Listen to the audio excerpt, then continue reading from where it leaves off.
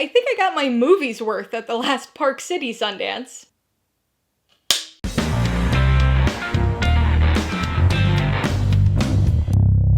Hey everybody, welcome to Mainly Movies. Today I'm going to be ranking all 80 movies I watched at the 2026 Sundance Film Festival. So I have attended and covered Sundance as accredited press for 4 years now, and have seen some really fantastic films in that time. Sundance itself is interesting, and unlike any other festival I go to from an atmosphere standpoint.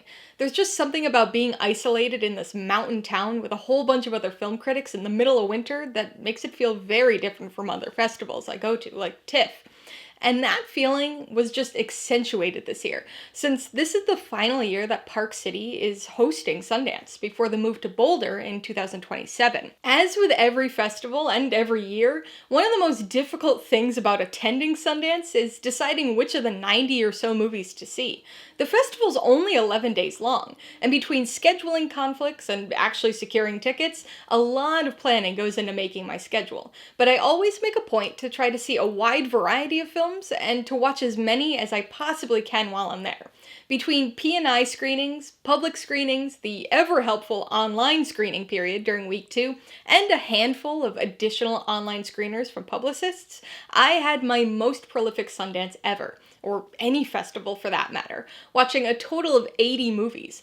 In fact, there were only 12 feature-length movies that I didn't see. Now obviously, that's a lot to watch, but it's even more to cover and write reviews for. I always try to review as many of these movies as I can, but there's only so much time in the day and so many spots in my review schedule. So inevitably, there are a number of these movies that I don't get a chance to fully review. I know that people have been very interested in some of these unreviewed movies in the past, so like I've done the last few festivals, I really wanted to make a point of actually talking about each film, even if it's only very briefly. So that's really why I'm doing this ranking. I should note that it's incredibly hard to find a way to rank star-studded dramas, over-the-top horror comedies, and foreign documentaries on the same scale. So the specific order of much of this list, especially once we get past the top 10 or 15 movies, isn't really set in stone for me. But I did my best, and I think it accurately reflects my feelings overall. Of the 80 films I watched, 76 were new feature-length films, 3 were new short films, and 1 was an older film screened as part of the Park City Legacy series. I'm ranking the features and shorts together, but I'm not going to embed that legacy movie within this year's ranking. I do want to talk about it though, since I watched it at the festival, so I'm putting it in the number 80 spot to keep it separate from the new movies, but just know that that placement's not indicative of my feelings about the movie, as you'll see.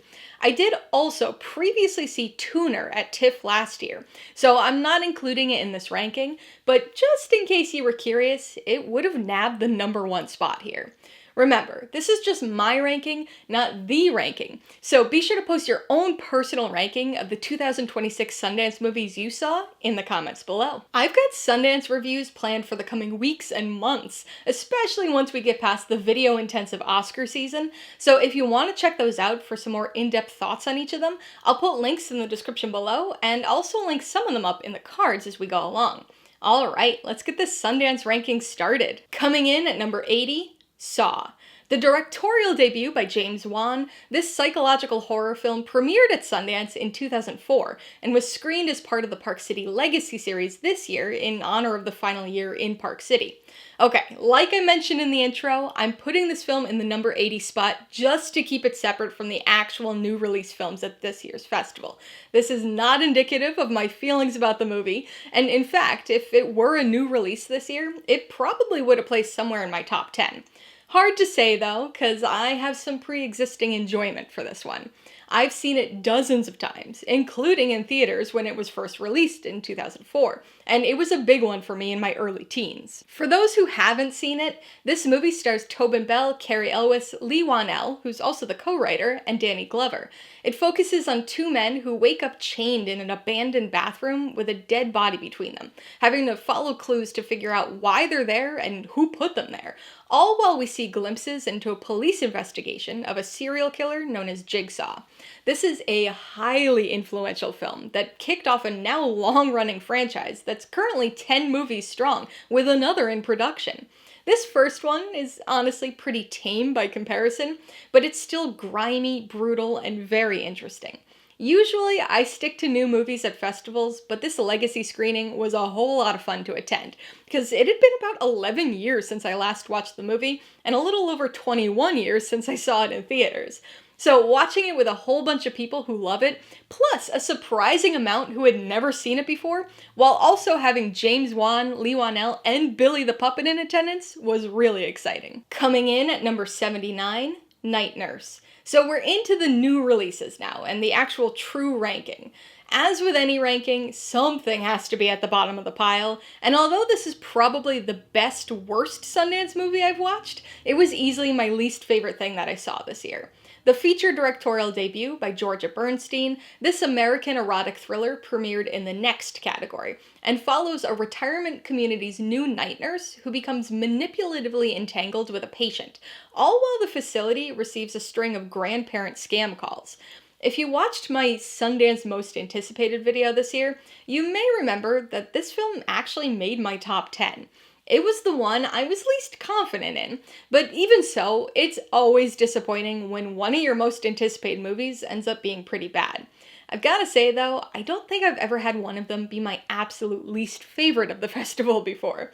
This is a film that had some potential, featuring a power dynamic variant unlike many others in the genre, but the screenplay is just so weak. The characters are underdeveloped, the plot makes very little sense, the pacing is extremely poor, it's just not engaging at all. Mostly, it's just strange and uncomfortable. There's no doubt that it tries to be uncomfortable with its taboo age gap erotic thriller elements, but the overall tone is uncomfortable in ways other than it intends to be. Coming in at number 78, Ghost in the Machine. Also premiering in the Next category, this American technology documentary was directed by Valerie Veach. Across 8 information-intensive chapters, with names like General Intelligence and Slopaganda, it provides a messy crash course in artificial intelligence. Although loaded with information, and some surprising connective through lines, such as the direct link between eugenics and the advent of AI, the presentation of this information leaves much to be desired. Exhaustive and exhausting, Ghost in the Machine is more an extended YouTube video essay than it is a documentary feature. And to be honest, I've seen many YouTube videos that are much more polished than this film is. With its abundance of grainy Zoom call interviews in 2026, mismatched B-roll, and annoyingly frequent distortion replays, the presentation here is strikingly amateurish. The film also uses quite a bit of AI-generated imagery, which it labels as such on screen, but it never feels necessary to any point the movie's trying to make, because it's always just generic AI B-roll. I'm not sure if the use of AI was supposed to be ironic in some way, but it felt like the movie was effectively undermining itself. Overall, the film's sentiment is appropriately anti-AI, but this is just a very poorly made documentary. Coming in at number 77, Carousel. My least favorite from the US Dramatic Competition category, this is an American romantic comedy drama directed by Rachel Lambert. Starring Chris Pine, Jenny Slate, and Abby Ryder Fortson, among others, this movie focuses on a divorced doctor who's forced to confront his past when he discovers his daughter's debate coach is his high school ex.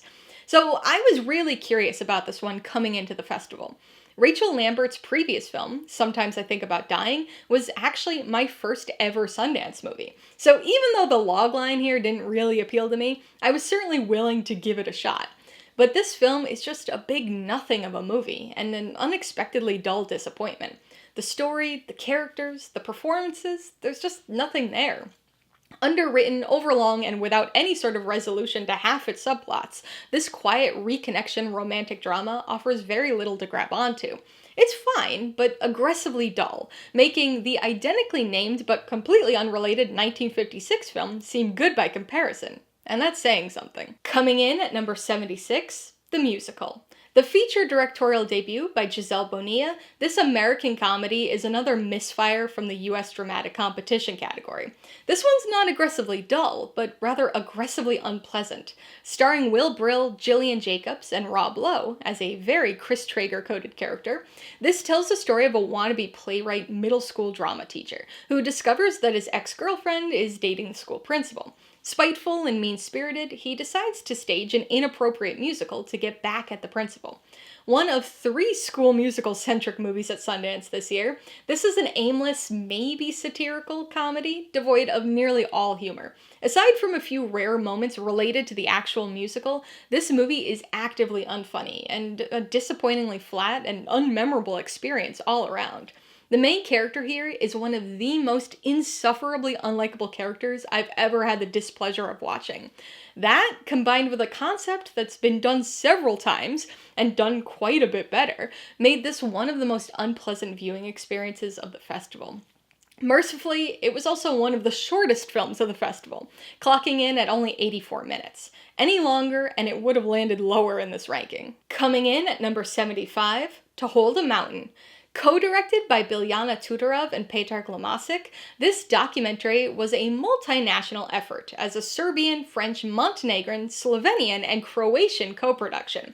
This was my least favorite film in the World Cinema Documentary Competition category, but the judges did not agree with me, awarding this film the World Cinema Documentary Grand Jury Prize. This doc focuses on a shepherding mother and daughter in the highlands of Montenegro, living a very rural existence in a small community. But when the army wants to take over their mountain as a shooting range and NATO military training ground, the family joins their community's fight to protect their ancestral home. I thought this movie sounded pretty decent, and I was looking forward to seeing a community rising up to protest and protect their land. But that's not really what this movie is. To Hold a Mountain is a very slowly paced film that, while broadly about a mountain being taken over by the military, is mostly about a family and their everyday existence as Montenegrin shepherds. The subjects are surprisingly unbothered by the cameras being in their faces all the time, but they're just not all that compelling, even with the dramatic family revelations that we get. The multitude of cats and kittens are pretty cute, and it's fun to see a baby cow get wheelbarrowed around, but this one just didn't have all that much to offer for me. Coming in at number 74, Filipiñana. Another multinational co-production, this time Singaporean, British, Philippine, French, and Dutch. This coming-of-age drama is the feature directorial debut by Rafael Manuel, an expansion of his 2020 thesis short film of the same name, which won the Silver Bear for Best Short Film at Berlin that year. This focuses on a 17-year-old girl working as a tea girl at a country club's golf course in the Philippines. This was my least favorite film in the World Cinema Dramatic Competition category, and although it didn't win the category's big prize, it did receive the Special Jury Award for Creative Vision.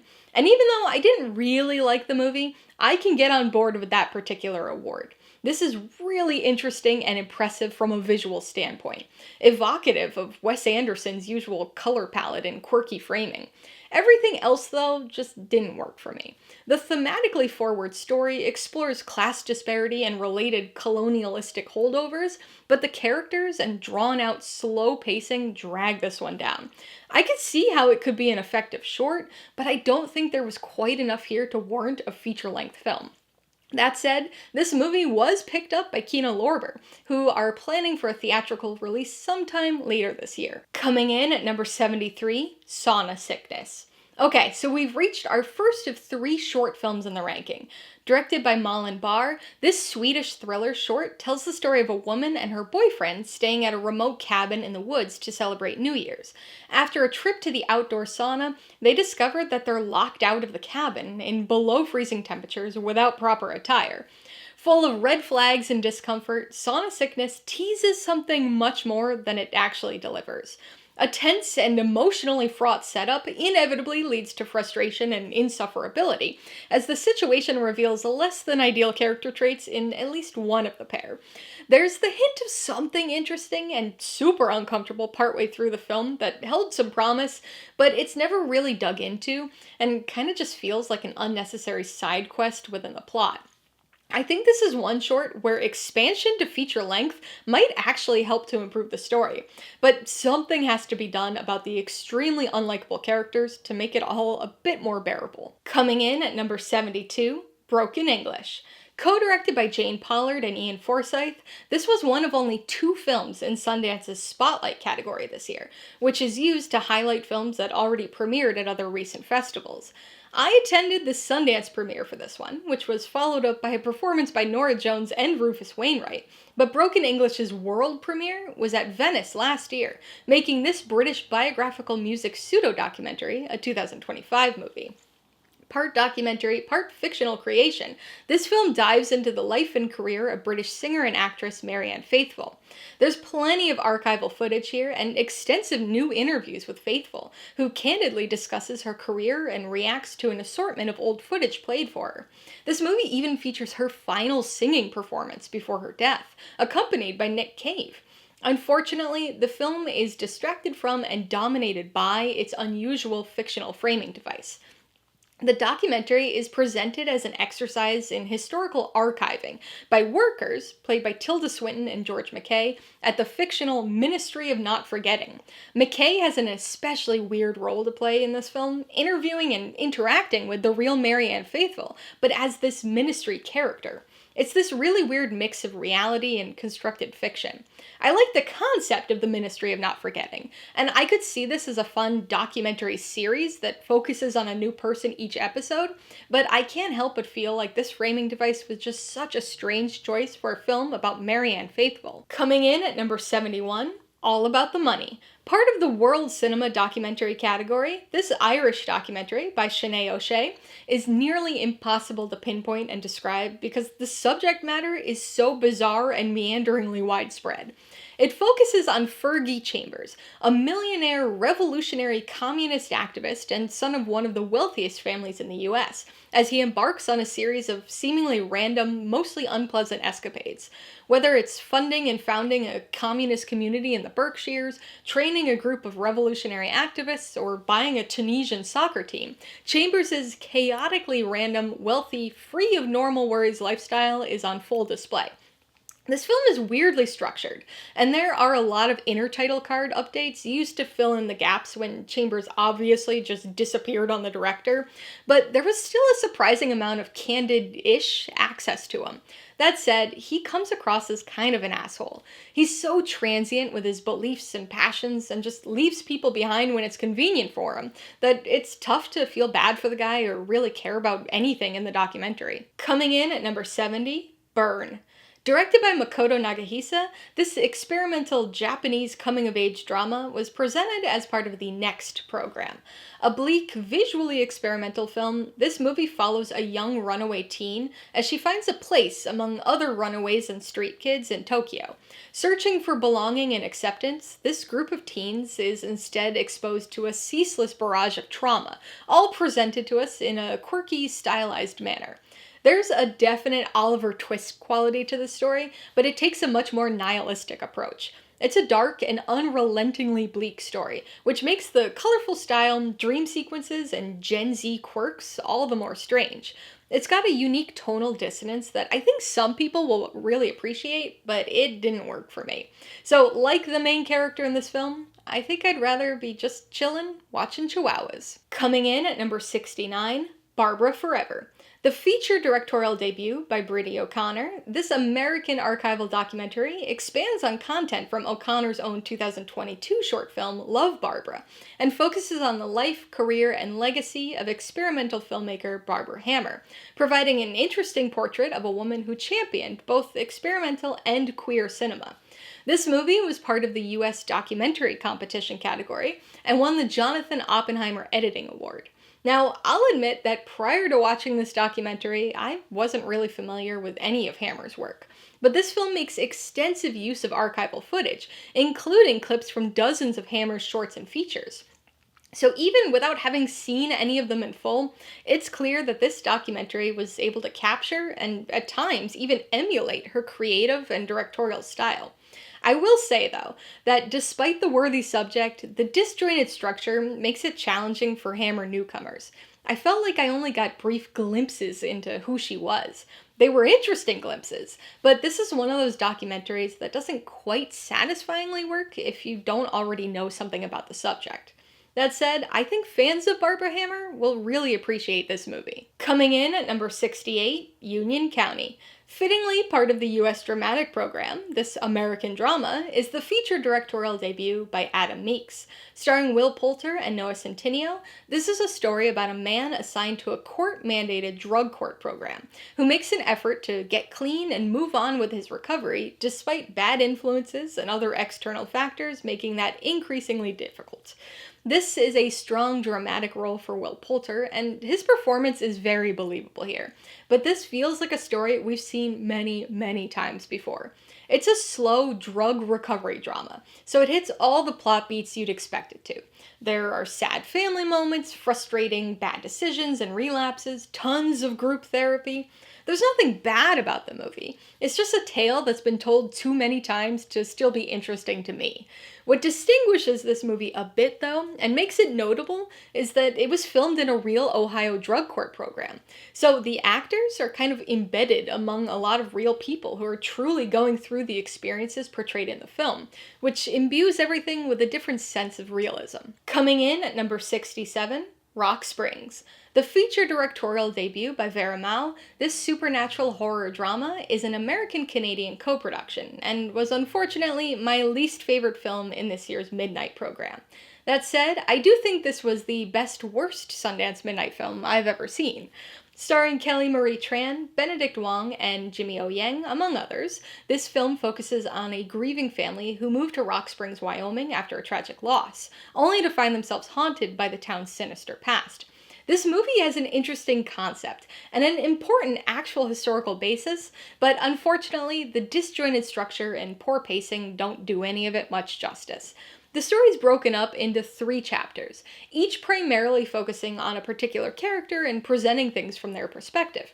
2 of these chapters are set in modern-day Rock Springs, while the middle chapter, which is easily the strongest, providing some actual thematic heft to the story, takes place in 1885 during the real Rock Springs massacre.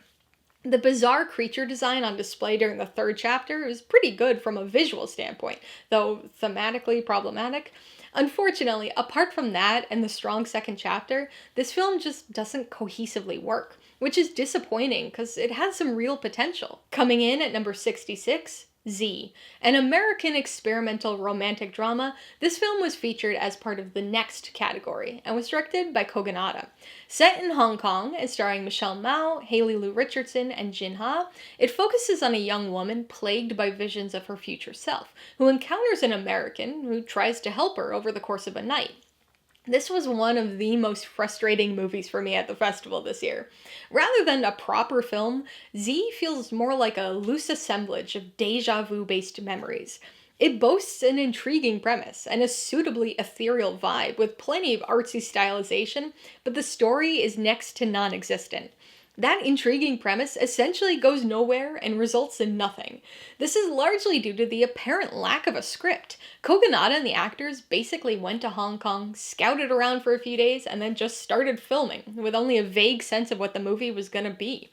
I know there's gonna be a lot of people who love seeing that kind of creative spontaneity on display, but it was just frustrating for me, resulting in a plot that was far too meandering and haphazard to work. Coming in at number 65, The Oldest Person in the World. Programmed as part of the Premieres category and directed by Sam Green, this American documentary focuses on its titular age record, following and documenting the string of record holders over a 10-year production period. I have to say, as somebody who used to buy the Guinness Book of World Records at the Scholastic Book Fair every year and then read it cover to cover, this was a documentary that I was really looking forward to. It has a super compelling premise, and would have been great if it focused solely on the perpetually changing record and the super centenarian advice given during the interviews with the record holders. But, unfortunately, there's far too much self-insertion on the part of the director for this to succeed. This is a classic example of a filmmaker derailing a perfectly good documentary by making it about themselves. Rather than focusing on the oldest person in the world and that impressive record, it's used primarily as a framing device, a means for the director to ruminate and wax poetic about mortality and family legacy. Coming in at number 64, Fing. This Australian-British family adventure comedy was directed by Jeffrey Walker and was one of only 2 films in this year's Family Matinee category. Based on a 2019 children's book by David Walliams, Fing is certainly something. Starring Mia Wasikowska, Blake Harrison, and Taika Waititi, Fing tells the story of a meek librarian couple who give their demanding daughter everything she wants, somehow on a librarian's salary. After demanding and receiving a rare fantastical creature known as a Fing, their daughter learns about the things that money can't buy, while trying to protect her Fing from a greedy Viscount. This year's oddly toned children's fantasy featuring a cute creature feels less like The Legend of Ochi's 80s Amblin meets Studio Ghibli and more like Roald Dahl meets Paddington. Despite sounding like something I was going to enjoy, I was really underwhelmed by this film and actually actively disliked it through portions of the runtime. It's over the top and juvenile, but has these stray moments of unexpected humor that help keep it periodically entertaining for adults too. It's a strange movie with an even stranger tone, but perhaps the most inexplicable thing about this film is its music budget, which was somehow able to secure an assortment of well-known high-energy pop and power ballads from artists like Meatloaf and Bonnie Tyler. It's as weird and random as it sounds. Like I said, I wasn't a big fan of this movie, but in talking with people after the screening, it seems like I might be in the minority on this one, so this just might be this festival's dust bunny for me. Coming in at number 63, Birdie. Well, we've hit the second of 3 shorts in this ranking. This American period drama short film was directed by Praise Odeh Page. Set in the 1970s, it tells the story of a Nigerian refugee family living in Virginia. While this mother and her teen daughters wait for news of their husband and father, a new man enters their lives in an unexpected way. So this was the only unsolicited screener that was sent to me this year. I had no idea what it was about, but of course I was gonna watch it. And this film was fine.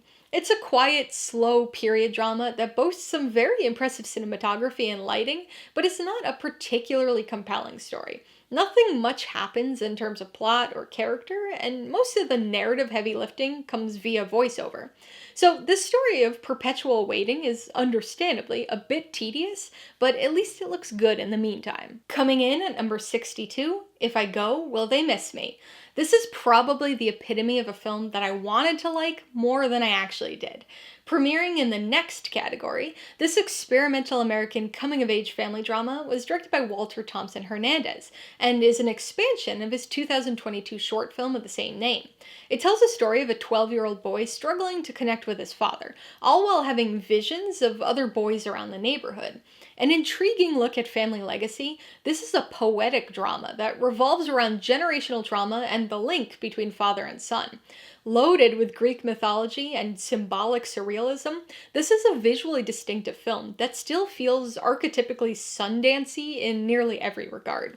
I think the magical realism could have been blended a little more seamlessly, but this movie still offers an interesting snapshot into the lives of its characters. Coming in at number 61, Troublemaker. Directed by Antoine Fuqua and fittingly premiering as part of the Premieres program, this archival biographical documentary was a South African-American-British co-production. Utilizing an audio recording of Nelson Mandela from the early 90s as its base, this film insightfully uses his own words to explore his life, acts of defiance, and lasting impacts on the world. There are certainly autobiographical elements to this documentary as a result, but it also explores the wider history of the South African anti-apartheid movement as well.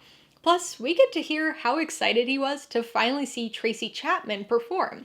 This archival audio is paired with not only the expected archival footage, but also strikingly unique animation. Hearing Mandela speak is always a pleasure, and the information and stories he's conveying here are important and still very relevant today. But the editing and presentation here doesn't make it as captivating as it could and perhaps should be. There are no distribution acquisitions for this one yet, but I have a feeling that this is going to be headed for a Netflix release. Coming in at number 60, PIKA, also known as The Itch. A quarter of the way into the ranking, and we've now hit the third and final short film. Released as part of the Midnight Short Film program, this Peruvian surreal horror short was directed by Alex Fishman Cardenas. It tells the story of a man with an endlessly itchy rash who embarks on a mission for relief but finds himself wrapped up in an increasingly chaotic series of events. It probably comes as no surprise that my favorite short film would come from the Midnight Program. And although I enjoyed this bizarre genre-spanning short, you could tell by this placement that I didn't love it. What begins as a solid and stressful initial premise eventually devolves into a jumbled tangle of allegories. It's maybe about addiction, maybe an indictment of the healthcare system, maybe about regression. It's a weird one for sure, and had me thinking about Beau is Afraid for much of the runtime with its stressful, escalating chaos. I think opinions about the ending will vary quite a bit, but one thing's for sure. That scratching sound design is gonna get under your skin. Coming in at number 59, Birds of War. Co-directed by Janae Boulos and Abd Al-Qaedar Habak in their directorial debut, this journalistic romance documentary is a British, Syrian, and Lebanese co-production. It premiered in the World Cinema Documentary category and actually won the Special Jury Award for Journalistic Impact. It also has the distinction of being my first film of the festival this year. This was one I had a screener for, and so I was able to get an early jump on things and watched this in my hotel room the night before in-person screenings began. Like so many of the Sundance docs this year, this is not just your typical talking heads documentary.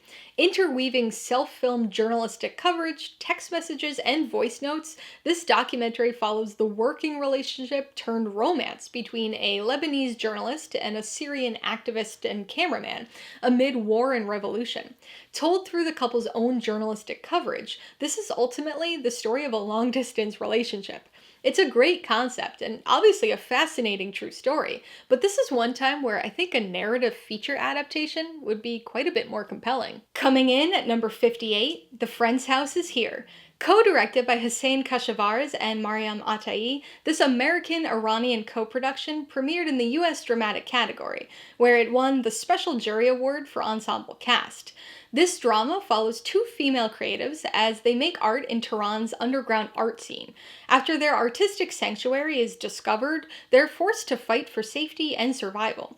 A story of artistic expression and political resistance, this is a meandering but surprisingly positive tale of friendship, creative freedom, and the importance of artistic community, making it feel quite reminiscent of Frances Ha. Even beyond its story of creative expression, this is a film whose mere rebellious existence makes it notable. Like many other recent Iranian films, this movie was filmed in secret and without permits, quite literally smuggled out of the country for its premiere at Sundance. Coming in at number 57, Take Me Home. Winning the U.S. Dramatic Waldo Scott Screenwriting Award, this American drama is the feature directorial debut by Liz Sargent, and is adapted from her 2023 short film of the same name, which also premiered at Sundance. It tells the story of a cognitively disabled woman living with her aging adoptive parents, and explores the challenges of their codependency. Starring the director's sister, Anna Sargent, this is unsurprisingly a very Sundance-y feeling film that digs into some interesting ideas about independence after a period of codependency. Take Me Home is a poignant but ultimately uplifting story about the challenges of caring for others when you yourself also need care. What becomes of people in this kind of situation when either they can no longer provide the necessary care, or care is no longer provided to them? The strong, autobiographically informed script and Sargent's naturalistic performance helped to propel this film in its transition to feature length. Coming in at number 56, Jaripeo. This Mexican, American, and French co-produced documentary premiered in the Next category, and was the directorial debut by co-directors Efren Mojica and Rebecca Zweig. Using poetic, dreamlike visuals, it focuses on Mexican Jaripeo rodeos, and explores the juxtaposition between cowboy machismo and hypermasculinity and its queer subculture. This is easily one of the most stylistic documentaries I've seen in a long time. It's shot in a way that kind of makes it unclear if it's a documentary or a narrative film for long stretches of the runtime. It's only when the sun-dappled stylized imagery gives way to somewhat more traditional interviews that you truly get a sense of its documentary nature. The subject matter here was fascinating. I just wish there was a bit more substance to it, because those question-driven personal interviews held such promise. They provided the most interesting and revealing insight into the documentary's focal subject, but most of the time here was dedicated to stylized artsiness. Aside from the actual short films, this was the shortest movie I saw at Sundance this year, clocking in at only 71 minutes, so there was plenty of room for some more documentary substance. Coming in at number 55, Antiheroine. A raw and unvarnished biographical music documentary, this British and American co-production was co-directed by Edward Lovelace and James Hall, and showcased as part of the premieres section. It explores the life of musician Courtney Love, taking a look at her career and in the spotlight past, as well as her recent sobriety and work on a new solo album. Here, we've got yet another example of a movie that I wanted to like much more than I actually did. Best when focusing on Love's relationships with family and bandmates, this offers some thematic insight into public perception of female artists. In some ways, because Courtney Love is literally telling her own story here, it feels like she's kind of driving the narrative. And honestly, that's sort of refreshing, because the external narrative about her for decades has been so frequently vilifying and maligned. So it's interesting to hear her thoughts and opinions about it all, especially after so many years of reflection.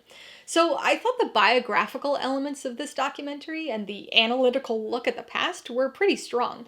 Where the film faltered for me was the more recent sobriety redemption arc stuff, as well as the tone of self-promotion that felt a little overpowering towards the end and left a bitter aftertaste once the credits rolled. Coming in at number 54, Time and Water. Well, we're on a bit of a streak here for movies I wanted to like a lot more than I actually did. Directed by Sarah Dosa, director of the 2022 Oscar-nominated documentary Fire of Love, this is an American and Icelandic environmental documentary featured in Sundance's premieres category. Using archival footage, home videos, and stunning nature cinematography, this film is a personal meditative time capsule, merging family and glaciological history into one exploration of love, loss, and memory. Writer Andri Snare Magnusson makes a case for the importance of preservation for future generations, not only of culture and family memories, but of the environment. Throughout this time capsule framed documentary, he draws a clear link between his family and his country's beloved but now melting glaciers. There are definitely aspects of this movie that I liked. I thought all of the environmental elements were interesting and well done. And I also really liked the personal historical context that's placed on the glaciers for Magnusson, as we get to see some interesting old footage and photos of his grandparents on these glaciers. Unfortunately, I found this to be thematically super repetitive, and I think it would have worked better as a short film. Additionally, I personally tend to like my environmental documentaries a little more straightforward.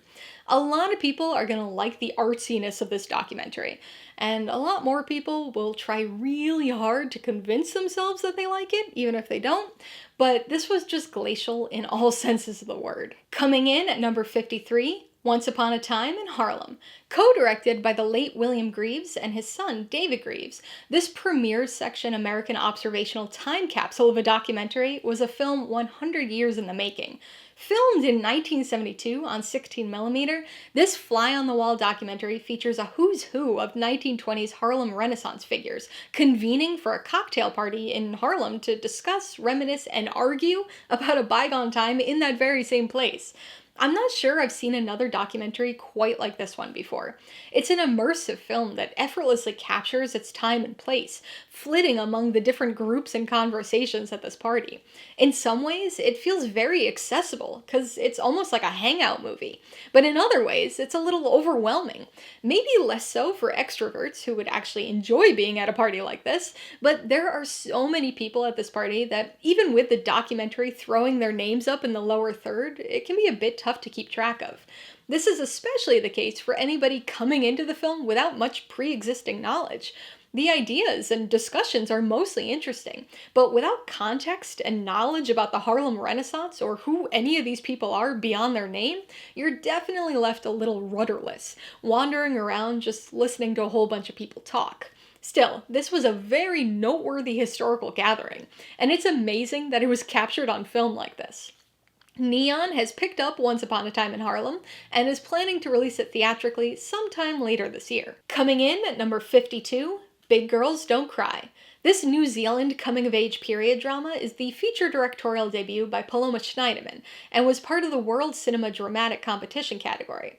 It tells the story of a 14-year-old girl on summer vacation, trying to fit in and navigate family and friend relationships, all while contending with her newfound queer attractions.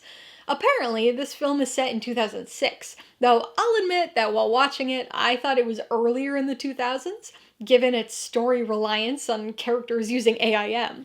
The exact setting is irrelevant, though, because this movie does a good job of effectively capturing the uncertainty and awkwardness of being a young teenage girl. In many ways, this feels reminiscent of Dee Dee, which premiered at Sundance in 2024, just much more tonally uncomfortable and, of course, female-centric. I can't say I was a fan of the abrupt ending, but I thought most of what came before that was an emotionally honest and relatable depiction of that period in your life. Big Girls Don't Cry may be a fairly by-the-books coming-of-age drama, but there's something strangely comforting about the discomfort of trying to figure out who you are. Coming in at number 51, Levitating, also known as Para Parasuk. This was easily one of the weirdest, most unique, and self-assured films I watched at this year's festival. Directed by Regis Banuteja and premiering in the World Cinema Dramatic category, this experimental music romantic drama was a multinational effort as an Indonesian, Singaporean, French, and Taiwanese co-production. Set in a village where outdoor trance parties can cause dancers to become possessed by relieving spirits, this tells the story of a young man who aspires to become a musical shaman. This is a hypnotic, music-driven coming-of-age film that blends magical realism with a remarkably original story. I can't say I ever felt like I fully had a handle on what was going on during this movie, but it was a very immersive experience. Funny, weird, heartfelt, sensory. This was basically bizarre musical therapy. It's a touch overlong, and the script gets a bit repetitive and drags at times, but you're unlikely to find another movie quite like this. Coming in at number 50, Shame and Money, another entry in the World Cinema Dramatic Competition category, and the winner of that category's grand jury prize. This drama was directed by Visar Morina, and was a German, Kosovan, Slovenian, Albanian, North Macedonian, and Belgian co-production. It tells the story of a family who, after losing their rural livelihood, find themselves forced to move to the city, where they struggle to adjust or find work. An aptly named film, this movie puts financial instability in the spotlight, and explores the difficult choice between pride, or shame, and accepting help, or money. This is a slow, downbeat story about a family trying to make ends meet, drifting from job to job, and just trying to exist. Shame is a luxury, and disillusionment is pervasive in this drama of instability. It's not exactly the most engaging story, but it sure is bleak and anxiety-inducing. Coming in at number 49, TheyDream.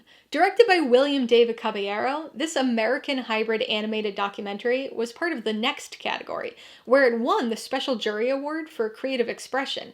This is an extremely personal, mixed media experience, with the director recreating interviews and moments that he filmed of his family members as artistic animated memories. Blending real video and audio recordings, stop motion, and more traditional forms of animation, this hybrid documentary explores mortality and family lessons, as well as the power of creative output. Caballero turns to creativity and art as a means of not only dealing with pain and grief, but also as a way to immortalize those who have been lost. In a way, the stylistic concept is very similar to what we saw last year with Endless Cookie, but I found this film to be much more impactful and far less irritating. At times, TheyDream does kind of feel like a series of episodic short films, but it still manages to retain a degree of cohesiveness, connected by its interstitial glimpses behind the creative curtain. This was the very last movie I watched during the online portion of Sundance, in the wee hours of the morning before my flight home. And I've gotta say, even after watching so many movies in a row, back to back to back, I found this to be both inspiring and entertaining. Coming in at number 48, Soul Patrol. Directed by J.M. Harper, winner of this year's U.S. Documentary Directing Award, this American history documentary, adapted from a 2003 memoir, tells the story of the Vietnam War's first all-black special operations team, a 6-man long-range reconnaissance patrol dubbed the Soul Patrol. Framed by veterans of the team gathering for a final reunion, this pairs their recounted stories with archival Super 8 footage and very slickly produced reenactments. I wasn't a huge fan of the more stylized moments and thought that the reenactments were overproduced and kind of unnecessary, but their personal accounts of the war resulted in a stirring tale of lasting trauma, camaraderie, and brotherhood. I enjoyed the documentary for the most part, but definitely expected to like it a little more. Honestly, it was just a little less informative than I was hoping it would be, which is a shame because I really wanted to know more about this team and the program they were a part of. Coming in at number 47, Mum, I'm Alien Pregnant.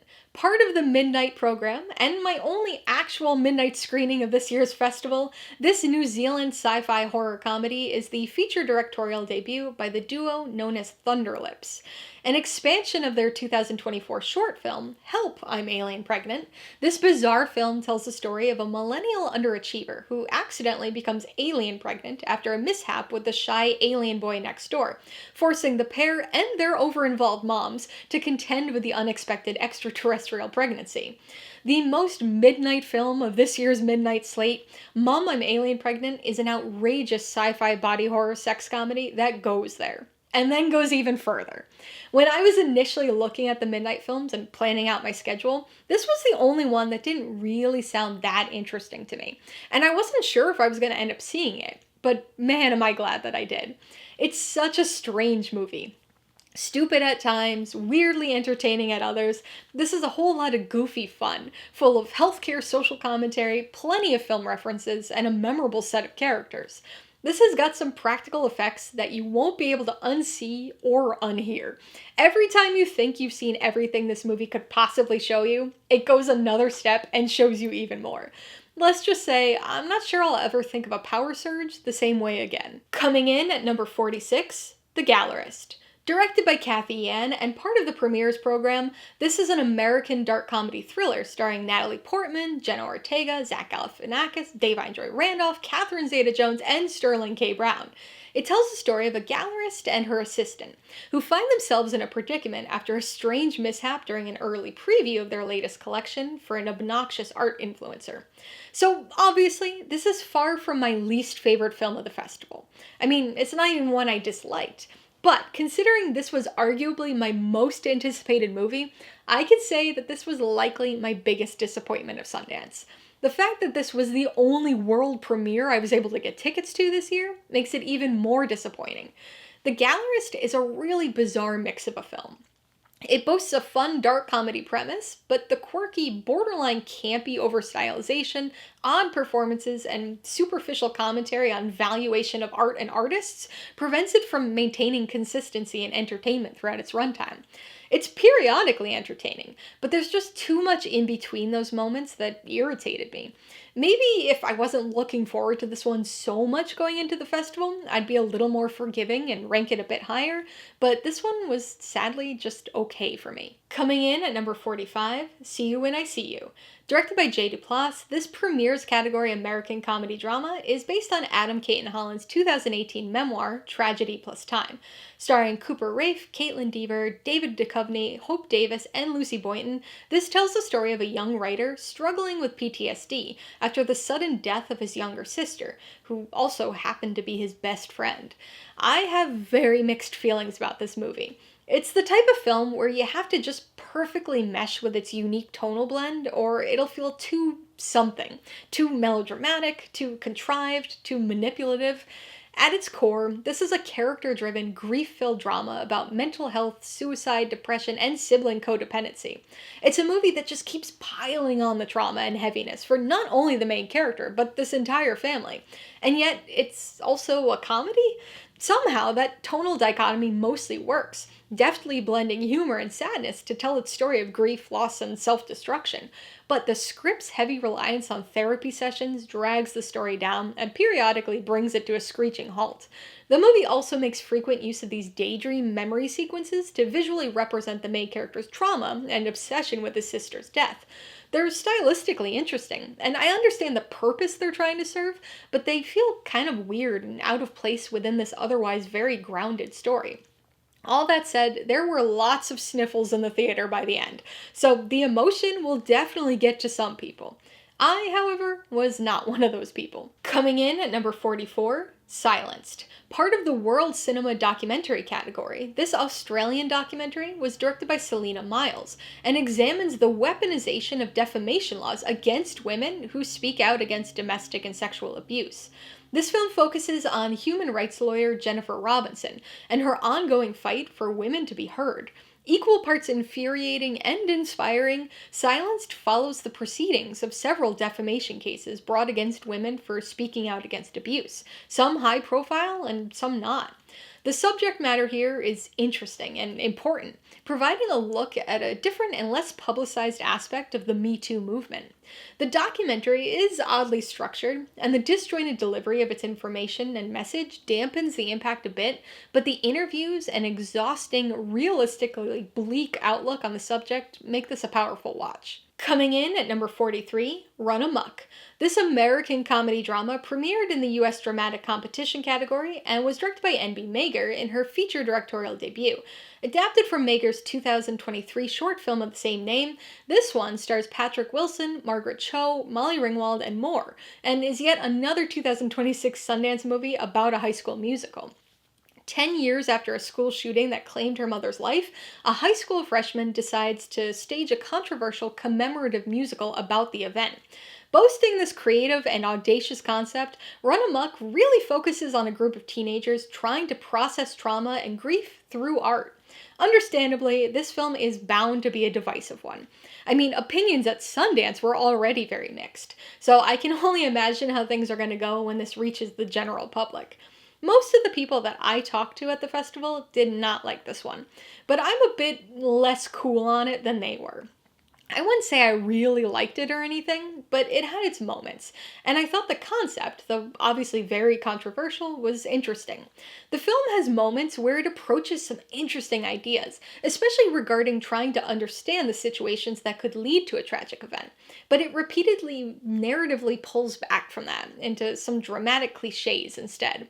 The whole thing's pretty theater kid quirky, especially considering the subject matter, but it still gets pretty heavy at times. I have to say though, for a film all about art as catharsis, it frustratingly stops short of actually being cathartic. Coming in at number 42, Lady. This British and Nigerian drama is the feature directorial debut by Olive Nusso and premiered in the World Cinema Dramatic Competition category, where it won the Special Jury Award for Acting Ensemble. This film tells the story of a female cab driver in Lagos who finds her world disrupted when a former friend gets her a job driving sex workers to their gigs, and things take an unexpected turn.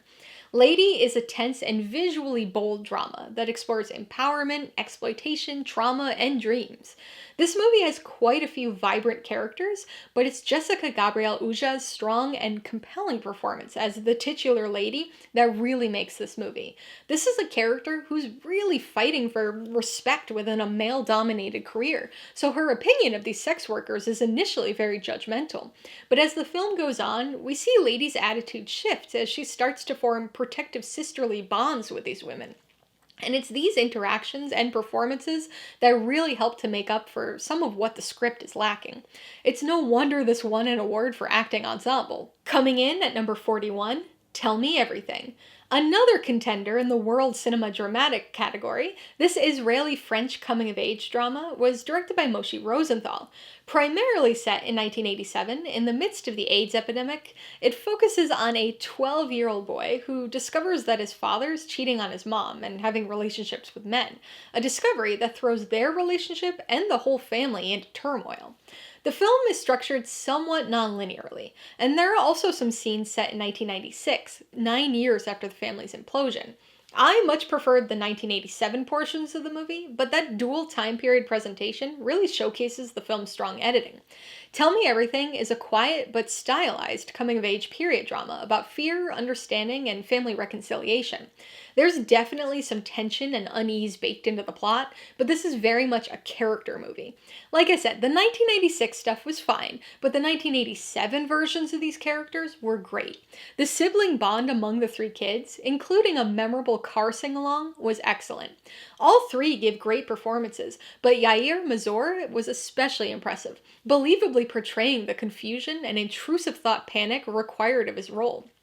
Seriously, this would have been quite a bit higher in my ranking if I had been able to find the character moments in the 1996 portion convincing or earned.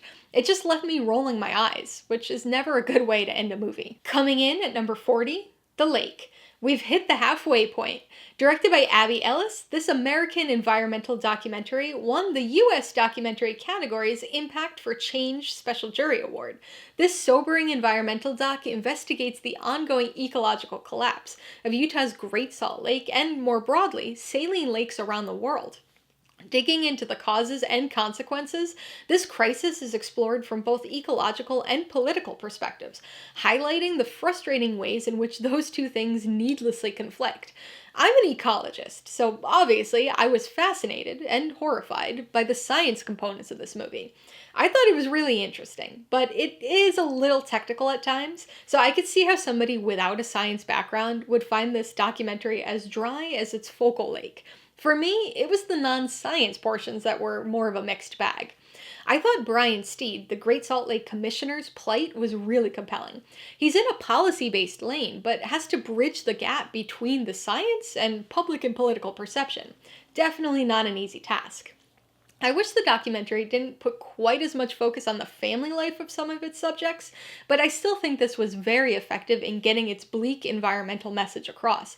I'm honestly a bit surprised that this didn't make a bigger splash at Sundance, especially given the apropos proximity. Coming in at number 39, How to Divorce During the War.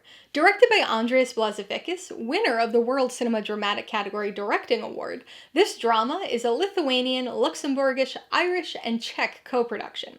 It tells the story of a Lithuanian couple who, on the eve of Russia's 2022 invasion of Ukraine, decide to get a divorce and find themselves navigating their relationship difficulty while also dealing with the uncertainties of war.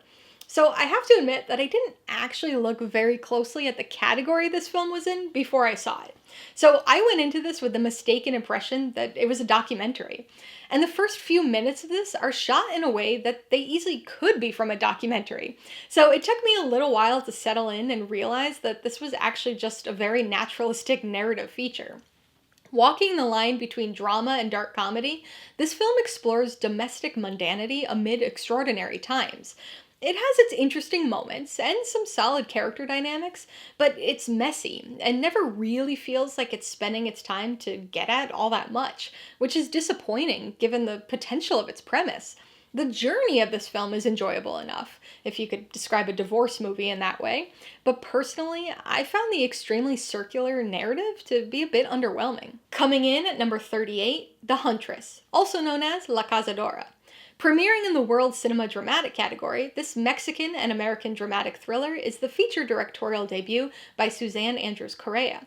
Based on true events that took place in Juarez, Mexico in 2013, this tells the story of a woman who, after experiencing a traumatic assault, takes matters into her own hands to ensure that the same thing doesn't happen to the other women in her life, including her teenage daughter.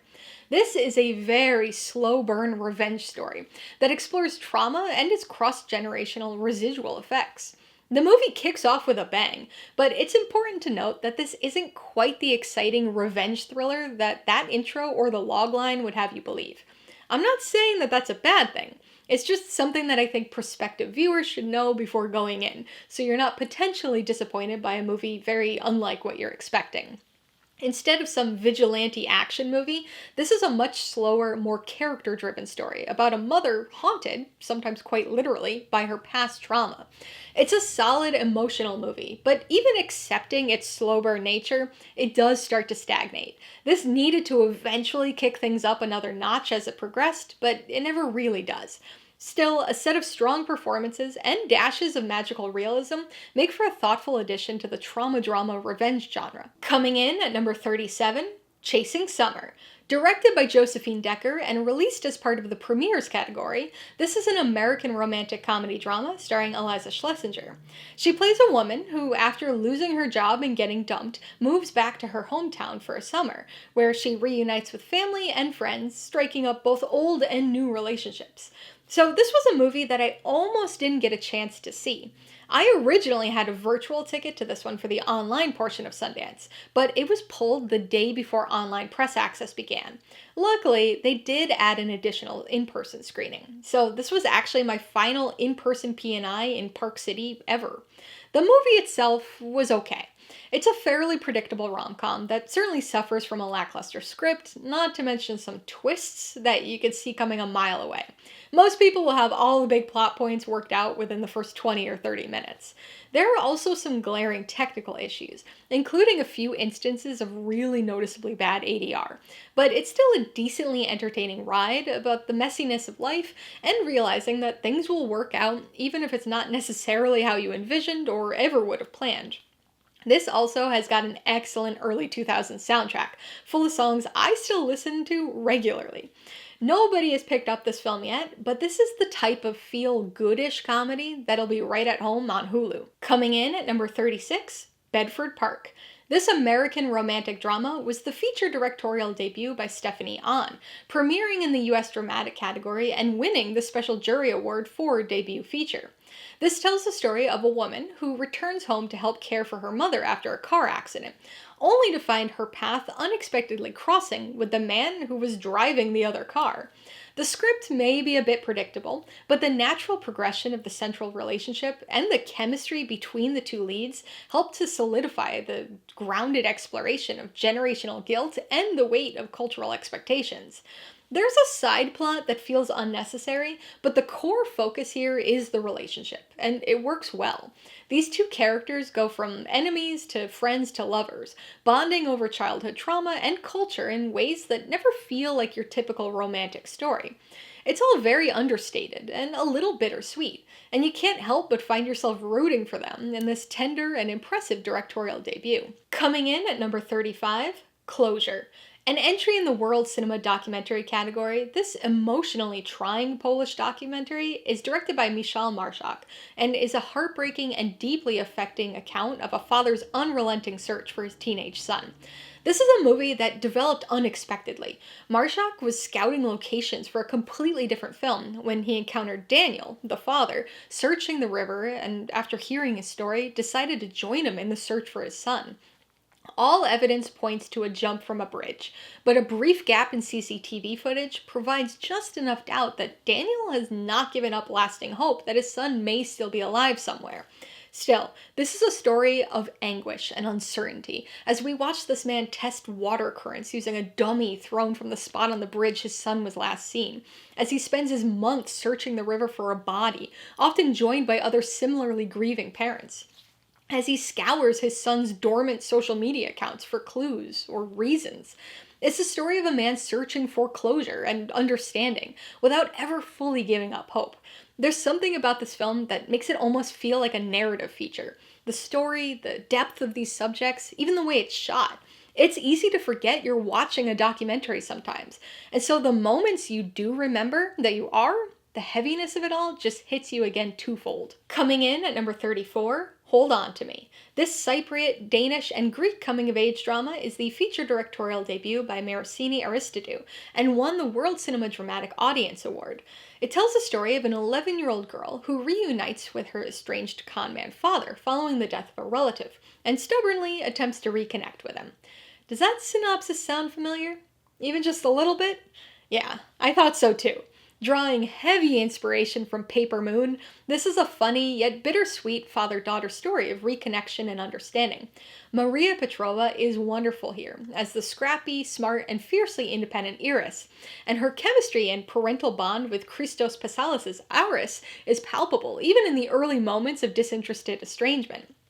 Honestly, it's a little hard for me not to be constantly mentally comparing this to Paper Moon, given how similar so many aspects of the film are, which unfortunately hurts this one a little bit by comparison, but I still found this to be a really enjoyable watch. Coming in at number 33, Joybubbles. Speaking of an enjoyable watch, we've got this gem from the US documentary category.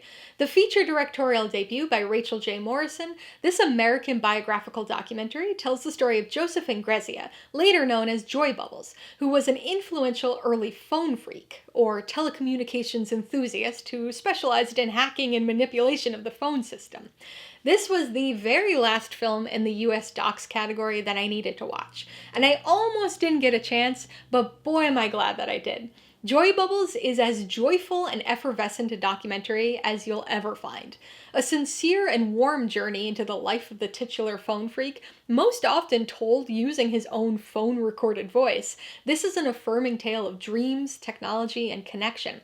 It's also an inspirational tale. Born blind, Joybubbles never let his disability hold him back. Whether using his perfect pitch to whistle dial tones into the phone from a young age, or embarking on his first solo trip to his beloved Holiday Inn during college, he was always searching for and finding connection. A very Mr. Rogers-coded documentary. It should have come as no surprise that Mr. Rogers would eventually factor into Joybubbles' life in a strange but surprisingly uplifting way. Even as your stereotypical millennial who hates talking on the phone, I found this to be a sweet and joyful documentary experience. I'm still never going to answer my phone, though. Coming in at number 32, Hanging by a Wire. Directed by Mohammed Naqvi and premiering in the World Cinema Documentary category, this American, British, and Pakistani documentary thriller is a wild ride that tells the remarkable true story of a daring rescue attempt. On August 23, 2023, 8 people, 6 of which kids on their way to school, were riding in a local cable car to traverse a valley in rural Pakistan. Halfway across the valley, 900 feet in the air, one of the cables snapped, leaving the cable car and its passengers precariously dangling and in urgent need of rescue. This exciting documentary chronicles the events of that day, not only taking us through a timeline of events, but also providing first-hand accounts from the people who were there. There are interviews with journalists, the police captain, the rescuers, the families, all things you'd expect in a documentary like this, but amazingly, there was a drone operator on site that day who was able to capture some truly remarkable footage of the actual event, flying his drone right up to the cable car and giving us a look at the people trapped inside. This footage is used quite extensively throughout the film, and there are also a handful of reenactments involving the real rescuers. Part documentary, part thriller, all harrowing true circumstances. The movie does unfortunately leave us hanging on a few story and thematic threads that are never quite pulled on enough, like the classism that's hinted at but never truly called out. But even so, this remains a satisfying crowd pleaser about people coming to the aid of others in a time of need. I have a feeling we'll be getting a feature film adaptation of this in no time. Coming in at number 31, In the Blink of an Eye. Part of the premieres category, this American sci-fi drama won the Alfred P. Sloan Prize and was directed by Andrew Stanton, best known for directing Pixar classics like Finding Nemo and WALL-E. Starring Rashida Jones, Daveed Diggs, Kate McKinnon, and others, this film combines 3 loosely interconnected stories: that of a Neanderthal family in 45,000 BCE, a pair of grad students in 2025, and a scientist aboard a spaceship in 2417. The movie frequently crosscuts among these 3 different stories, though the actual overarching connection between them all is not fully clear until the end of the film. This is obviously not a novel idea, and is bound to draw a lot of comparisons to other humanity-spanning films like Cloud Atlas, The Tree of Life, and even Interstellar. This movie also did not fare very well at Sundance, but I thought it was pretty decent, and I was definitely the most positive on it of anybody I talked to. It takes a bit to get going, and you really have to go into it with the mindset that there's gonna be a broader story applied to everything, because the individual stories aren't always the most interesting. I'll admit that I really wasn't digging this movie at first, and for a long time found that only the space travel future storyline was remotely compelling. But as the film went along and starts to give you hints as to how the pieces interconnect, I found myself getting more and more invested. The pacing is slow, and it's all a bit over-sentimental, but it's ultimately effective in its culmination of ideas and emotion. This was already picked up by Hulu ahead of its premiere, and will be released for streaming on Hulu on February 27th. Coming in at number 30, Who Killed Alex Odeh? My first in-person screening of the festival, this American investigatory documentary was co-directed by Jason Osder and William Laffey Humans, and won the U.S. Documentary category Special Jury Award for Journalistic Excellence, as well as the Producers Award for Nonfiction. This fascinating documentary tells the story of the 1985 assassination of Palestinian-American activist Alex Odeh, and investigates the decades-old cold case in an effort to find answers and closure for the family. Equal parts frustrating and revealing, this features plenty of archival footage, as well as modern interviews and investigatory journalism to search for the culprits of that 1985 bombing. The film's titular question is the core driving force behind this movie, but it's a story that becomes much broader and more comprehensive as it explores the expansive issues that led to and sprang from the central murder.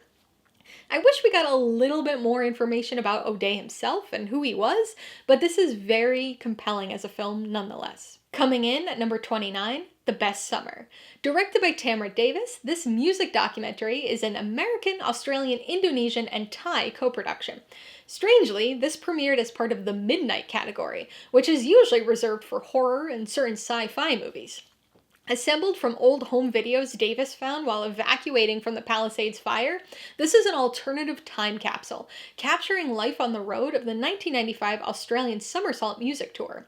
Dripping with nostalgic VHS home movie authenticity, this immersive concert documentary features performances, tour life, and impromptu backstage interviews with a veritable who's who of 90s alt, grunge, and punk bands. Sonic Youth, Foo Fighters, Bikini Kill, Rancid, Pavement, Beck, The Amps, and the Beastie Boys all feature here. And because Davis was, at the time, married to Mike D of the Beastie Boys, there's this uniquely comfortable ease to everything. Nobody's playing it up for the camera or acting weird because they're concerned about how they'll come across.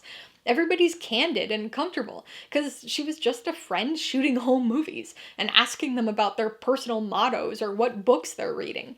Given the kind of random nature of the source videos, this music hangout documentary definitely feels a bit unfocused at times. Personally, I think it really loses steam during the final Asian leg of the tour, but I still had a great time watching some new old footage of so many bands that I love to this day. This is for fans of these bands or anyone who just wants to time travel back to the mid-90s for 84 minutes. Coming in at number 28, Kikuyu Land. This movie has the distinction of being the 80th and final Sundance 2026 film that I watched. Part of the World Cinema Documentary Competition category, this Kenyan documentary is the feature directorial debut by its co-directors Andrew H. Brown and Bea Wangandu. This is a powerful example of a documentary that followed where the story led. What begins as an investigation of colonialist land disputes and a fight for restitution quickly morphs into a journalistic exploration of labor exploitation, political corruption, and rampant sexual abuse going back at least 60 years. With so many investigatory lines, this documentary does start to spread itself thin and lose steam as it goes, but the first half, at least, is very compelling. It gets a little disjointed, especially as it digs into stuff about the director's own family, but it remains quite affecting and infuriating overall. Plus, it features some of the most beautiful documentary cinematography I've seen outside of a nature documentary. Coming in at number 27, Public Access. Well, we're in the midst of a documentary stretch here. This American documentary was the directorial debut by David Shadrick Smith and premiered as part of the U.S. Documentary Competition category. Capturing and embodying the chaotic free spirit of its subject matter, both stylistically and content-wise, this film explores the concept of public access TV, primarily focusing on the public access channels of the New York City-based Manhattan cable television, which provided a platform for creative expression with no editorial oversight. Starting off with the early 70s origins of public access TV, and bouncing through the medium's major turning points, everything from the development of technology for live shows to the advent of cable porn, this documentary gives us a comprehensive crash course overview of what amounts to the Wild West of TV. Primarily crafted from archival footage of shows that aired on public access, this is an energetic and slightly overloaded, nostalgic look at freedom of expression and a pre-internet form of creative output. There's so much interesting stuff in here, and at only an hour and 50 minutes long, this film can only just barely touch on some of it. This could easily be expanded into a series, and I would absolutely watch it. Coming in at number 26, American Doctor. The docs continue with this American, Palestinian, Malaysian, and Qatarian co-production. Premiering in the US Documentary Competition category and the feature directorial debut by Posey Tang, this doc follows 3 American doctors, each with very different backgrounds, who travel to Gaza to provide medical aid. This is a profoundly upsetting and immensely important documentary. Tragic, graphic, and harrowing, this film explores the dire healthcare situation in Gaza and the selfless doctors who are overwhelmed, understaffed, and under-equipped, yet still put themselves in imminent danger to care for victims in a region where nearly 2,000 healthcare workers have already been killed. Each of these American doctors have a different background. One is Jewish, one is Palestinian, and one is Zoroastrian. But they're all motivated by what they consider to be a moral obligation of their profession, unified by a single goal: to provide aid to those in need. Coming in at number 25, Ha Chan, Shake Your Booty. One of the most entertainingly named films of this year's festival, this American fantasy romantic comedy drama was directed by Joseph Kubota-Vladka and won the U.S. Dramatic category's Directing Award. After tragedy strikes a married couple who are passionate competitors in Tokyo's ballroom dance scene, the grieving widow realizes that only dance can once again reconnect her with the world. I guess the goofy name should have been a clue, but I was not prepared for how funny, vibrant, and kind of zany this movie is. It certainly got its sad moments, but this is really an unexpectedly grief-fueled musical romantic comedy. With magical realism, musical fantasy sequences, and moments of colorful hyper-realism, this is a very stylistically memorable film. Rinko Kikuchi is wonderful here as the titular lead, and with the film's bright, vibrant dance numbers and toe-tapping soundtrack, she won't be the only one shaking her booty. Sony Pictures Classics has picked up the rights to this film and have announced plans for a theatrical release sometime later this year. Coming in at number 24, Seized. Well, we had a short booty-shaking respite, but we're back to the documentaries for a little while. This American documentary, directed by Sharon Leese and released as part of the U.S. documentary category, tells the story of the 2023 police raid on the offices of the Marion County Record, a small-town Kansas newspaper, and the subsequent death of the paper's 98-year-old co-owner the following day. Seized is a compelling and surprisingly bouncy documentary about freedom of the press, small-town conspiracy, abuse of power, and an apparent town-wide love of Dr. Pepper. Shining an international spotlight on a small-town paper, this explores the importance of First Amendment rights, even at a smaller-scale local level. The story and framing could have used some tightening, but this is still an entertaining and galvanizing journalistic film. Coming in at number 23, American Pachucho, The Legend of Luis Valdez. Directed by David Alvarado, this American biographical documentary won the Audience Award for the U.S. documentary category. Bursting at the seams with energy, this fun and engaging biographical film explores the life, work, and legacy of Luis Valdez, the playwright and director who's regarded as the father of Chicano theater. This was such a pleasant surprise for me, and I almost didn't see it. Honestly, I added this to my schedule right before the end of the festival, simply because I saw how close I was to finishing all of the films in the 4 competition categories. But I've gotta say, American Pachucho might just be the best edited doc of the festival. It's so energetic and full of stylistic life, very personably narrated by Edward James Olmos, who played El Pachuco in Valdez's Zoot Suit. This film takes us from Valdez's early life to his founding of El Teatro Campesino, all the way through the production and release of his 1987 hit film La Bamba. I just wish it extended to cover the last 40 years of his life, too. Coming in at number 22, Gimme the Ball. We're keeping the documentaries coming. Co-directed by Liz Garbus and Elizabeth Wolfe, and debuting in the premieres category, this American biographical sports documentary explores the life, career, and influence of tennis champion Billie Jean King. This film blends archival footage with extensive new interviews with King herself, as well as others in her circle, like her ex-husband and fellow Women's Tennis Association players, to explore her impact on not only tennis, but all women's sports. The famed Battle of the Sexes match against Bobby Riggs features here, but unlike other films about Billie Jean King, this documentary goes well beyond that one match, digging into not only the rest of her tennis career, but also aspects of her personal life, like her sexuality, as well as her struggles with mental health and binge eating. The information covered here is really interesting, but it's the interviews with Billie Jean King that really make this doc stand out. She's very funny, but also very real and candid and down to earth. And this electric documentary is able to truly capture her voice and spirit to tell this inspirational crowd-pleasing story. This is an ESPN Films 30 for 30 documentary and will be released on ESPN likely sometime later this year. Coming in at number 21, Extra Geography. Just shy of the top 25% of the list, and we're already starting to hit some of my categorical favorites. In the case of Extra Geography, this was my favorite of the 10 films that premiered as part of the World Cinema Dramatic category. The feature directorial debut by Molly Manners, this British coming-of-age comedy drama tells the story of two best friends at an all-girls boarding school as they try to navigate friendship, love, and personal identity. Together, they decide upon a project for the school year, to fall in love with the first person they see, which just so happens to be their geography teacher. The Holdovers meets Booksmart and the Wes Andersonification of the Banshees of Inisherin result in a quirky yet poignant story that explores the complexity of female friendships, first love, and teenage expectations through witty humor and recognizable coming-of-age heartbreak. This is a bittersweet reminder of the joy of having a best friend, and the heart-wrenching devastation of no longer having her. Coming in at number 20, The History of Concrete, the feature directorial debut by John Wilson, creator of the popular How To with John Wilson HBO series. This American comedy documentary debuted as part of the premieres category.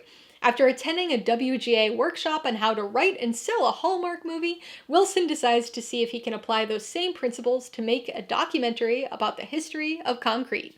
So I'm somebody who's never seen How To with John Wilson. But in talking with some of my friends at the festival, this is essentially that show in movie form.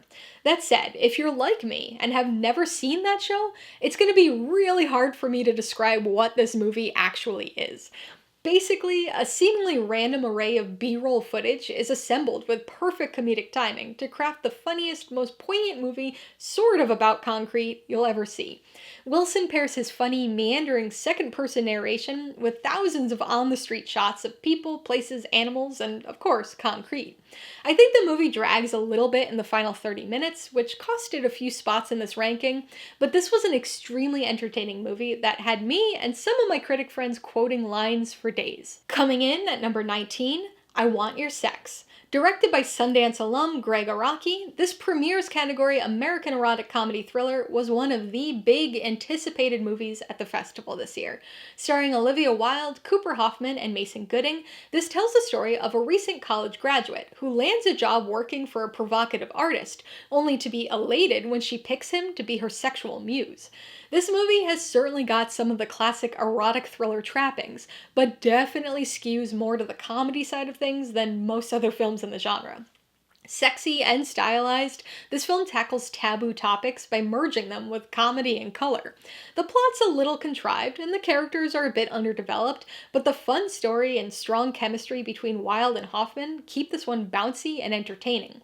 Magnolia Pictures has picked up this film and are planning on a theatrical release later this year. Coming in at number 18, The Shitheads, another highly anticipated premieres category film. This American comedy drama was directed by Macon Blair.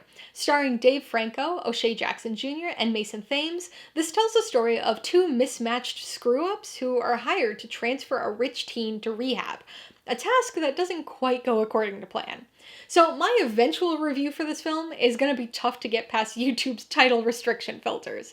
Demonetization, here I come. I knew this was a comedy going in, but The Shitheads is a chaotic, absurdist road movie that goes places I never anticipated. Comedic yet extremely dark at times, this movie features some wicked whiplash tonal shifts that aren't gonna work for everybody. There are hints of films like The Last Detail and even Midnight Run early on, but this is much more mean-spirited than I expected. It's still entertaining, but definitely far from a feel-good type of comedy. It gets a little thematically muddled by the end, but the ensemble's fun chemistry and the unpredictable story keep this one engaging throughout. Coming in at number 17, Saccharine. Part of the midnight slate, this Australian supernatural body horror was directed by Natalie Erica James, who previously directed Relic and Apartment 7A. It tells the story of a med school student who, after taking human ash-containing diet pills, finds herself haunted by a hungry ghost. If you've been watching my festival coverage over the years, you know that I tend to gravitate towards the midnight films. I mean, we're at number 17 on this list and still have half the category slate left to go. So I watch a lot of these festival horror films, but I've gotta say, I was surprised by the generally negative reaction to this one on the ground at Sundance. To be fair, I don't think I talked to another female critic about this movie, which probably accounts for some of the discrepancy, but I liked this one a whole lot more than seemingly most people at the festival. There's no doubt that this has got a lot of familiar elements to it. The body image commentary of films like The Substance or Shell, the perpetual supernatural threat of It Follows, the med school student experimentation of Flatliners, even the binge eating and strained father-daughter relationship of The Whale. But this queer body image fable is still unsettlingly entertaining. There are some story inconsistencies, but some gnarly sound design and fun visual effects really help. Don't watch this one on an empty stomach. Or actually, maybe do. IFC and Shudder picked up Saccharine right before its premiere, so distribution is secured, but they haven't yet announced a release date or whether this is going to be released theatrically or just streaming on Shudder. Coming in at number 16, Undertone. We're keeping the midnight films rolling with this Canadian horror film.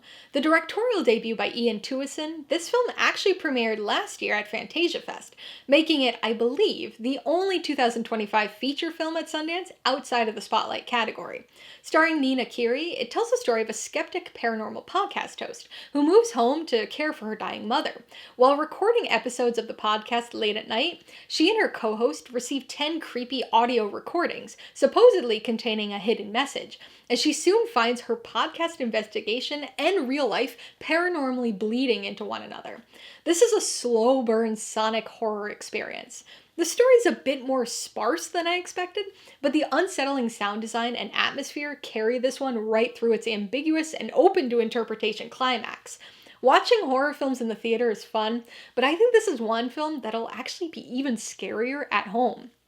A24 picked up Undertone after its world premiere last year, and it hits theaters on Friday the 13th. Coming in at number 15, The Incomer.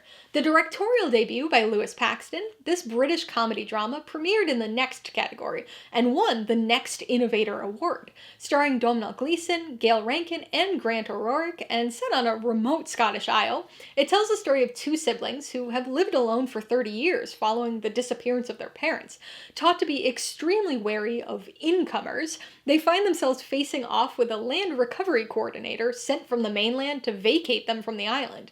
With shades of The Ballad of Wallace Island, The Banshees of Inisherin, and Local Hero, The Incomer is a delightfully quirky and sweet comedy that melds Scottish folklore, fish-out-of-water humor, and themes of connection, family, and displacement. You may remember this one from my festival most anticipated list, and even though it's stranger and quirkier than I ever would have imagined, it was just as fun as I had hoped. Never underestimate a gull. Coming in at number 14, Sentient. A bit of tonal whiplash with the transition from that last movie. We have officially moved into the portion of this list with films I rated at 4 paws. Part of the World Cinema Documentary category, this Australian documentary is the feature directorial debut by Tony Jones and provides a candid and eye-opening glimpse into the world of animal testing.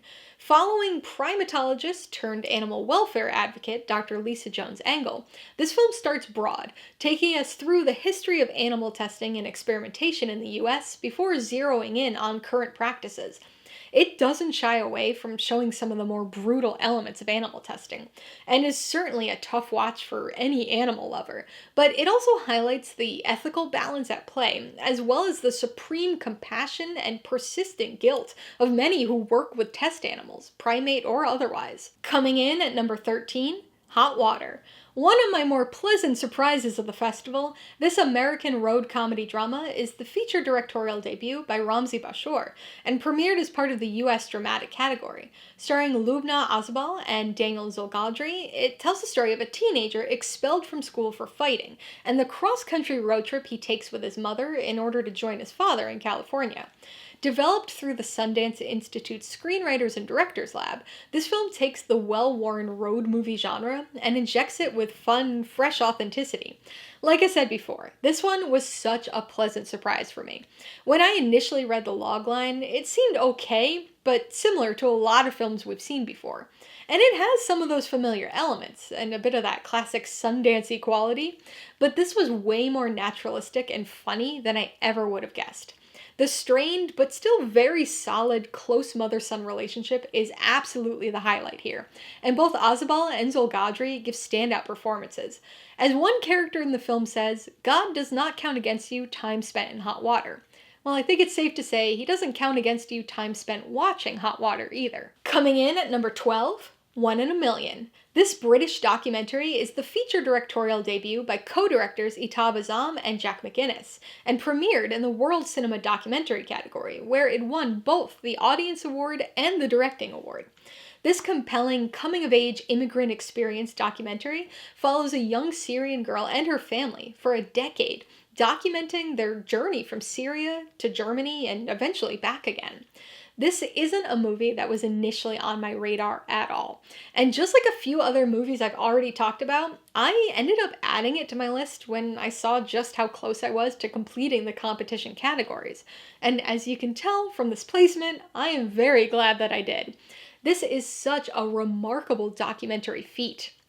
The story of their escape from Syria is amazing enough, but then to follow this family for 10 years, documenting their immigrant experience, it's just something that hasn't been captured like this before.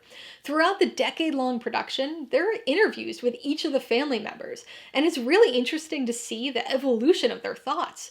We quite literally watch as these kids grow up. This is a powerful film about freedom, assimilation, and new beginnings, and one made all the more gripping by its compelling subjects. PBS picked up the US distribution rights for One in a Million, so it'll see a public release at some point. Coming in at number 11, Jane Elliott Against the World. Debuting in the premiere section, this American biographical documentary was directed by Judd Ehrlich and focuses on Jane Elliott, a rural Iowan schoolteacher who's been outspoken against racism since the 1960s. She developed the controversial Blue Eyes, Brown Eyes exercise and implemented its first iteration in her third grade classroom the day after Martin Luther King Jr.'s assassination in 1968. In this activity, students were divided into two groups based on eye color.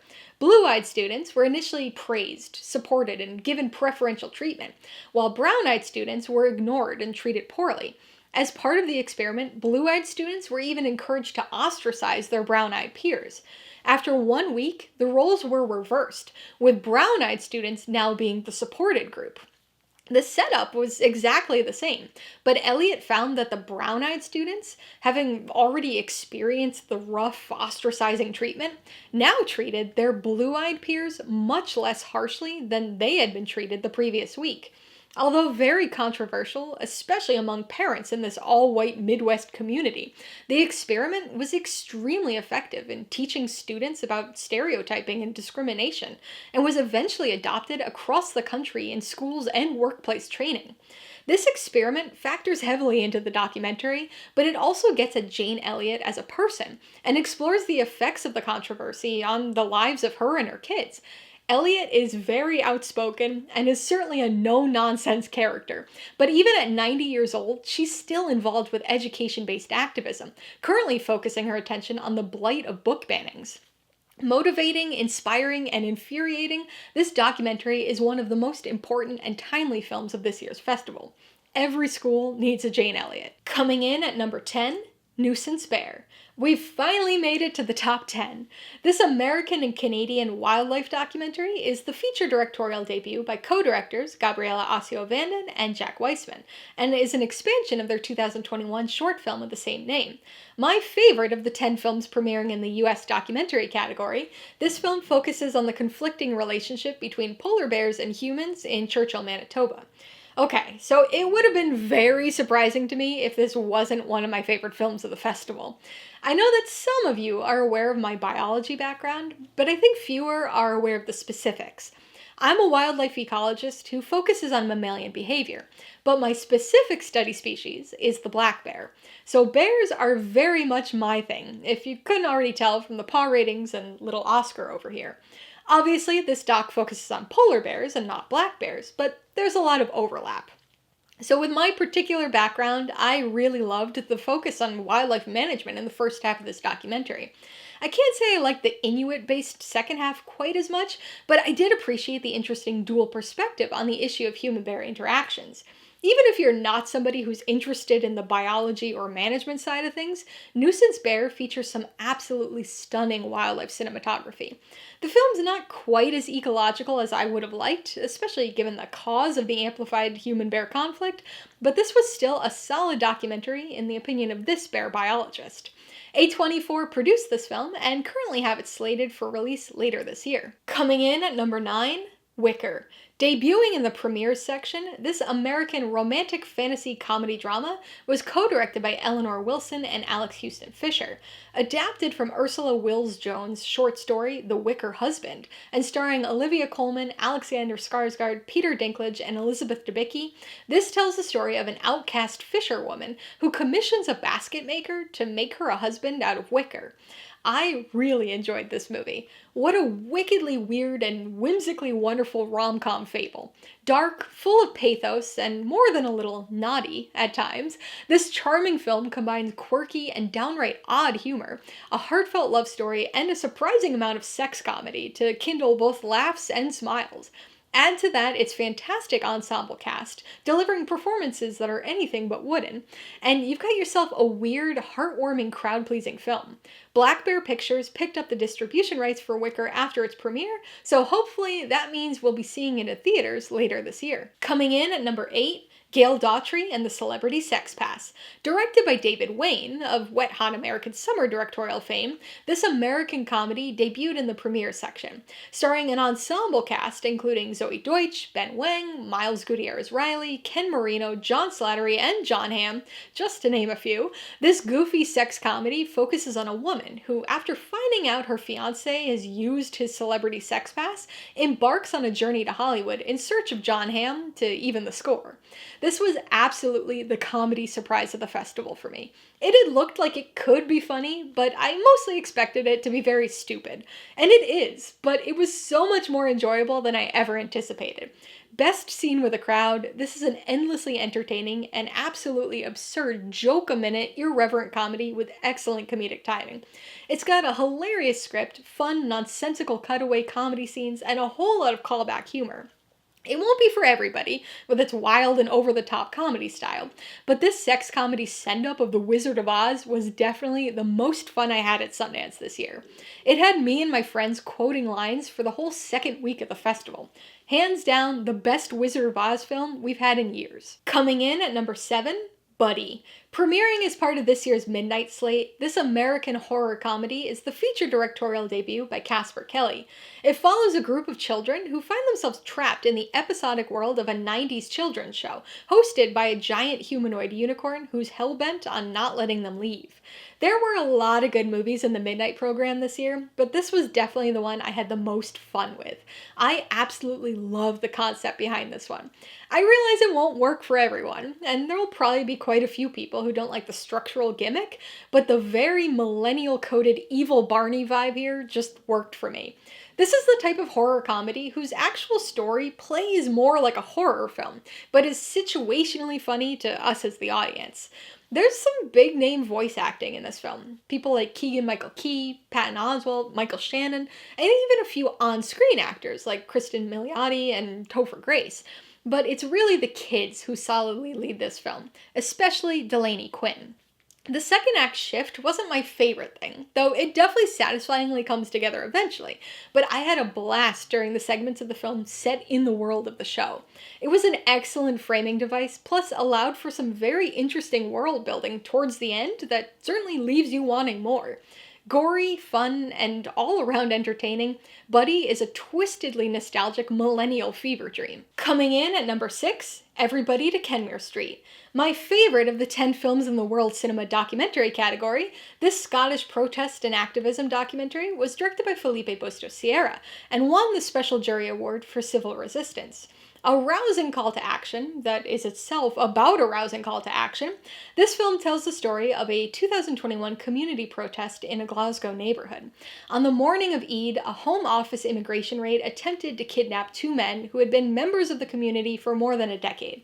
But quick-thinking neighbors prevented the van from leaving, leading to a grassroots community protest effort. Using archival materials, community-recorded footage, interviews with protesters, and 2 key, unique dramatizations, this film provides not only an account and timeline of events that occurred that day, but also a historical overview of activism in Glasgow.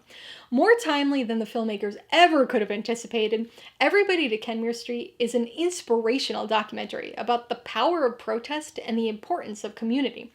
Conic is set to distribute the film in the UK and Ireland this spring. There's no news of a US release yet, but I would be very surprised if this doesn't get picked up by somebody. It's far too relevant, needed, and timely of a story not to. Coming in at number 5, Josephine. An American drama directed by Beth de Araujo, this was not only my favorite of the 10 films in the US Dramatic category, but it also won the Grand Jury Prize and the Audience Award. Starring Channing Tatum, Gemma Chan, and the very impressive newcomer, Mason Reeves. It tells the story of an 8-year-old girl who becomes emotionally traumatized after witnessing an assault in Golden Gate Park, resulting in numerous ripple effects on her life and her relationship with her parents. Every Sundance, there's always that one movie that everybody's talking about. And this year, it was Josephine. Created as part of Sundance Institute's writing and directing labs, and inspired by the director's own childhood experience, this is a powerful and profoundly upsetting film. It works as a tense drama, it works as an unsettling thriller. It's heartbreaking and hard to watch what this girl goes through, and the lingering effects it has on her. The pencil scene, moving away from the dog. The subtle moments are just as impactful and emotionally devastating as the big ones. Mason Reeves is really remarkable here as Josephine, and the nuanced relationship between her character and Tatum's is the driving core of this heavy but strong film. Like I said, this was the film at Sundance this year, so we were all anxiously waiting to see who would pick this up, because it seemed like a film that would be a shoo-in for awards next year. Well, it has secured a distributor with Sumerian Films. Not at all what anybody was expecting, but they have committed to a theatrical release and an awards campaign, so we'll see how things turn out for this one. Coming in at number 4, The Wait. Part of the premieres category, this German and American historical crime drama thriller is the directorial debut by Padraig McKinley. It stars Ethan Hawke, Russell Crowe, Julia Jones, Austin Emilio, and Avi Nash. Set in 1930s Oregon, a widower is arrested for trying to defend his young daughter and is sent to a prison labor camp. Desperate to get back to his daughter, he accepts a deal from the warden, early release in exchange for leading a cross-country gold smuggling operation. Even though this movie was on my radar going into Sundance, I did not expect very much from it, and certainly didn't expect it to be my 4th favorite of the festival. With the grit and feel of a 70s movie, The Wait is a compelling and hard-hitting wilderness crime thriller, grounded in relatable emotion. The story is simple, but focused and well-crafted, and will definitely bring to mind other movies like The Wages of Fear and Sorcerer.